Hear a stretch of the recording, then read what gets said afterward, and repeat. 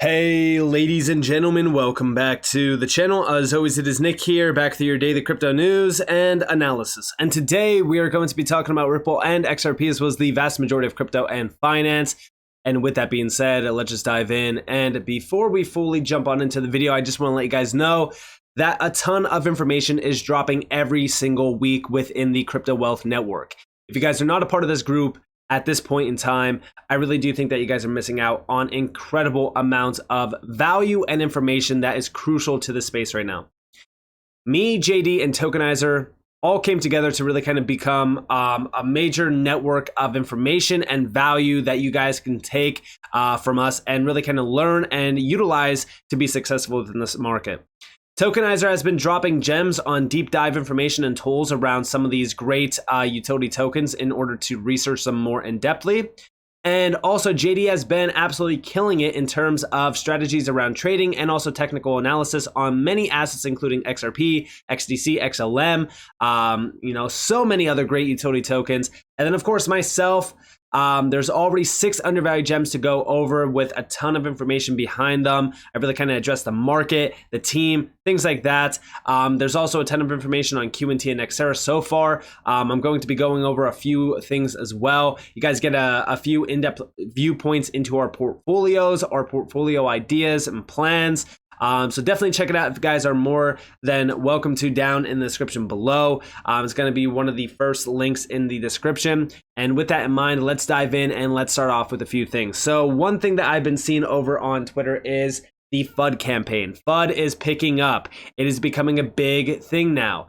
And the sentiment around crypto right now is essentially that we are never getting out of this bear market because the macro is here and it's going to drive crypto prices even lower and everything's going to crash and it's the end of the world and, blah, blah, blah. Like I see it all day long over on Twitter.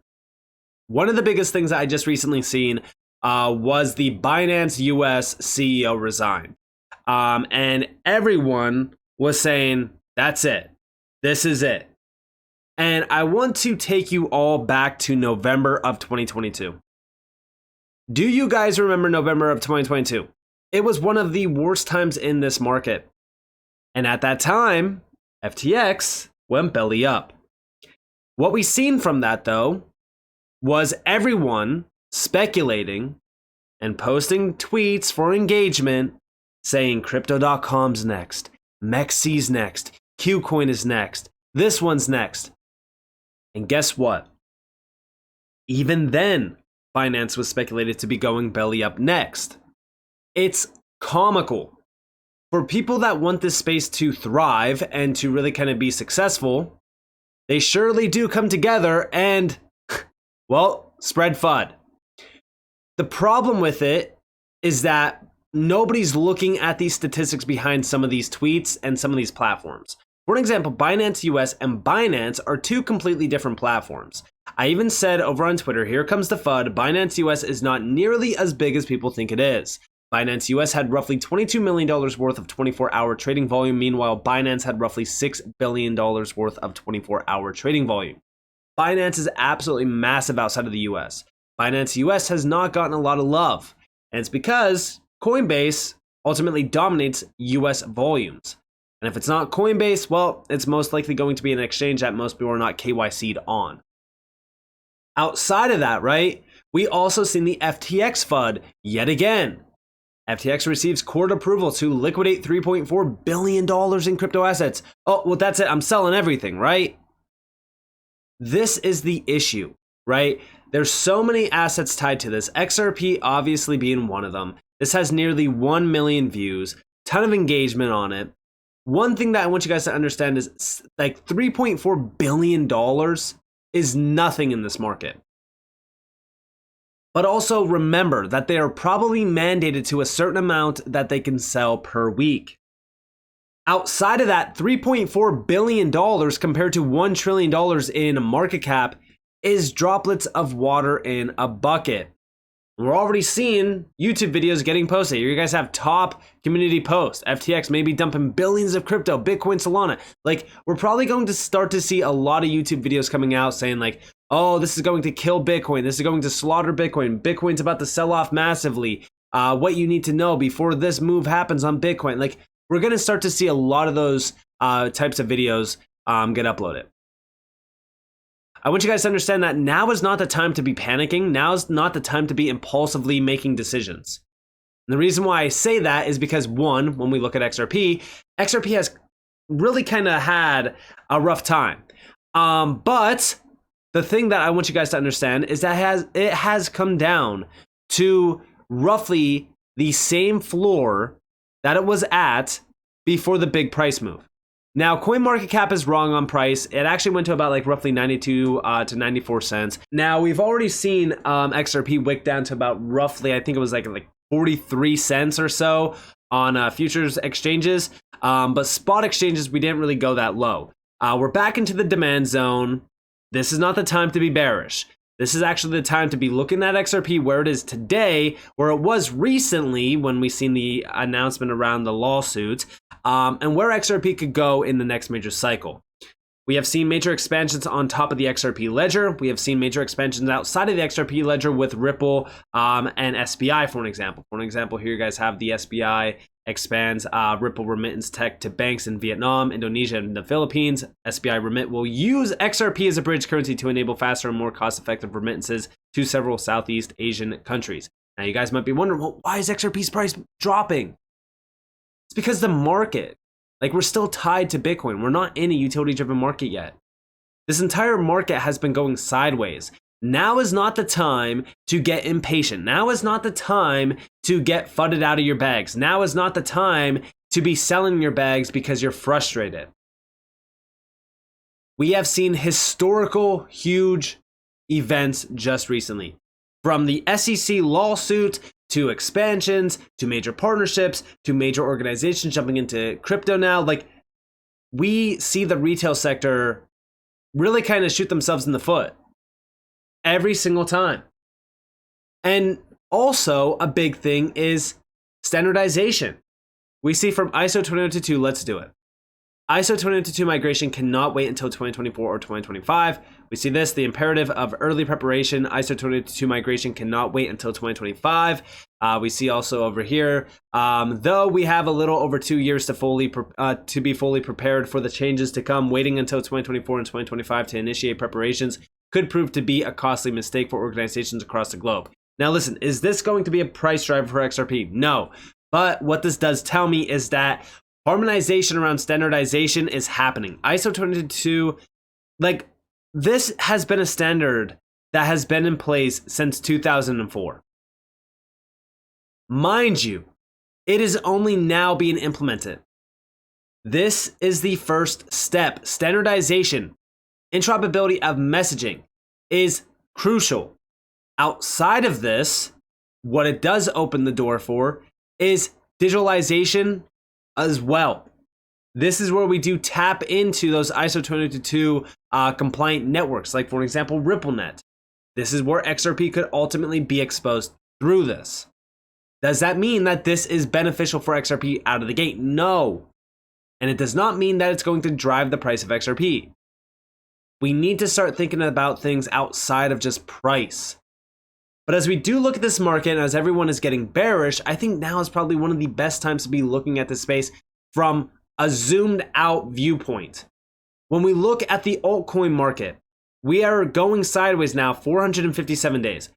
Back in 2018, all the way into 2020, from the bottom candle to the March of 2020 candle, it was about 456 days. Which means we are either near the full bottom or we've already seen it on the altcoin chart. And by the way, as this altcoin chart just ranges sideways between roughly almost $500 billion to almost $700 billion, this is accumulation. We're just waiting for the big breakout of the resistance zone like we've seen during the summer of 2020. This was the resistance. And by the way, this looks a lot different down here because we're talking about lower valuations compared to almost nearly $1 trillion up here. But this is still doing the same exact thing that the altcoin market did back in 2018 and 2020. So if you really wanted to look at things, zoom out. Look at this from a zoomed out point of view. We recently seen Ripple join the BIS cross-border payments task force. Outside of that, we've seen Quant collaborate with the BIS and the Bank of England on Project Rosalind, which was API plug and play, tapping into DLT and blockchain technology. Also, we know that the FSB and the IMF and the BIS are working on a global crypto regulatory frameworks. They're talking about the end of 2025 to have full-on regulations in place. And then outside of this, right, we also have these Bitcoin ETF applications. You have some of the largest companies out there: BlackRock, WisdomTree, Invesco Galaxy. Down here we have Valkyrie Investments, followed by ARK Invest, followed by Vanek. And there's so many other ones as well. Fidelity, Global X, Cryptoin. I mean, there's so many companies looking into Bitcoin spot ETFs. And it's only a matter of time, right? Like, it's only a matter of time until we start to see these get approved. It's going to take some time. They might be planning this at the perfect time. Who knows? They might even utilize this as a play to draw retail in. Meaning, guess what? The market already starts to pump. The market's doing very well. All of a sudden, we're nearing the top. Then all of a sudden, we get the BlackRock spot ETF approval. And then all of a sudden, boom, the market sells off while retail is jumping in because of the BlackRock news. So this might actually be a sell the news event when this does get approved. We don't know yet. But it is still something to look forward to, right? Because as we really kind of look at the space, the retail sector is getting bearish while the institutions and the big asset management companies and the hedge fund companies, they're all getting bullish. And last but not least, I want to leave you guys with this video here from CNBC. Check this out, guys. This is 2 minutes long, and then I will wrap things up. Okay, in the meantime, you have other things that are taking place. Yesterday, Jamie Dimon was railing against the new capital requirements for banks, saying that that's going to slow things down in a big way, the amount of lending that banks can and will do as a result, and that will have an impact on the economy. Do you worry about that?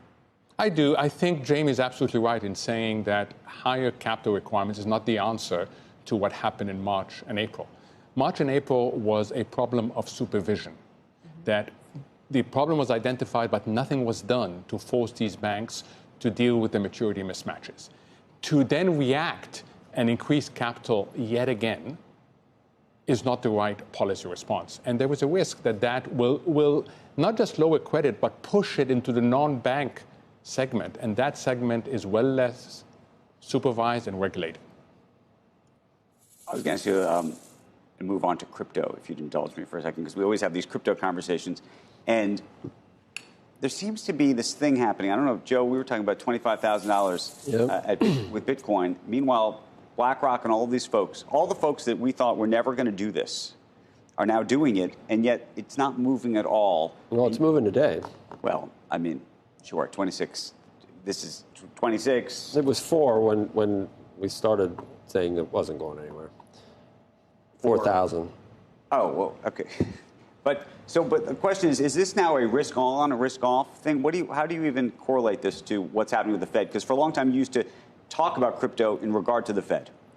So I think crypto is settling as part of the ecosystem. I think people have recognized it is not the new global currency. People have also recognized it's not going to disappear tomorrow. It's becoming institutionalized.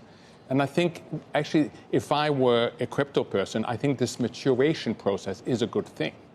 Where it moves from day to day, I can't really comment on that. I still think it's outperformed every asset in 1 year, 5 year, and 10 year. And there you guys have it, right? Conversations, talking about crypto, how it's outperforming things, how they even said at $4,000, we mentioned it wasn't going anywhere. Now it's at 26,000 after it hit 70,000 nearly, right? And listen, Bitcoin's not done, crypto's not done. The best way I could say is this entire space is taking a nap. It has been a long nap, but this is a nap that it usually takes. When we look back in time, right? Things take time in this space. We are getting closer every single day. I know it sucks. Being patient is horrible, but I want you all to understand that, time in this space will be rewarded, right? Like, I'd rather have time in this space than try to time this space, because trying to time the space does not work, right? unless you're sitting there and you're an experienced trader, timing this market is not going to work for you. It's not.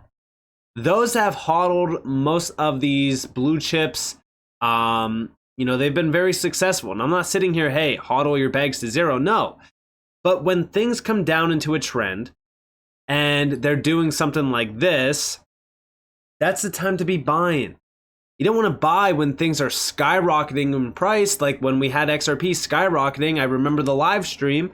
Nick, should I buy now? Should I buy now? No, you never want to buy those green candles. You want to wait for things to cool off. You want to wait for the sentiment to kind of be neutral, or extremely negative, right? You want to buy up that fear. You want to buy up the people's frustration.